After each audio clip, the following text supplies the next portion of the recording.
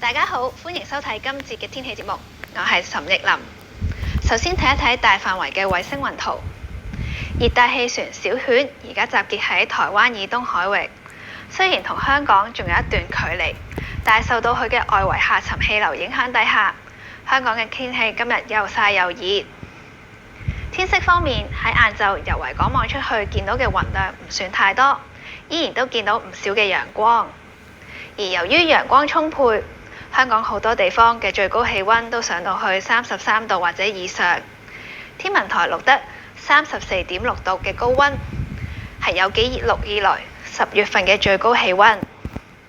而聽日我哋預期，我哋依然都會受到小犬嘅外圍下沉氣流影響底下，天氣都依然比較熱啊。再之後我哋睇一睇風暴消息。按照現時嘅預測路徑，小犬會喺今晚去到聽日凌晨進入香港800公里範圍以內，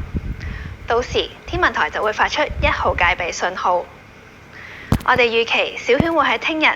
掠過台灣南部，並且移向廣東東部沿岸海域，再之後佢會向西移動，靠近珠江口一帶。同一時間受到東北季候風嘅影響，小犬就會逐漸減弱啦。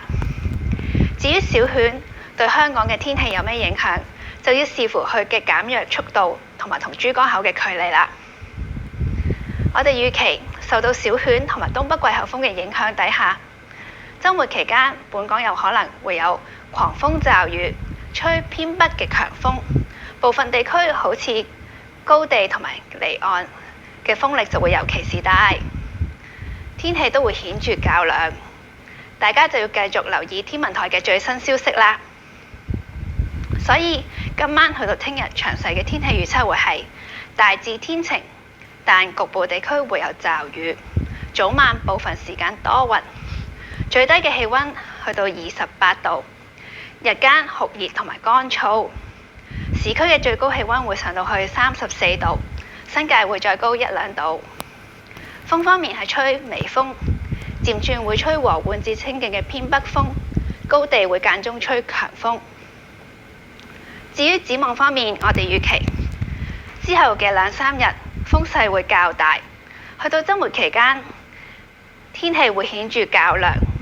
同埋會有驟雨。多謝大家收睇今節嘅天氣節目，再見。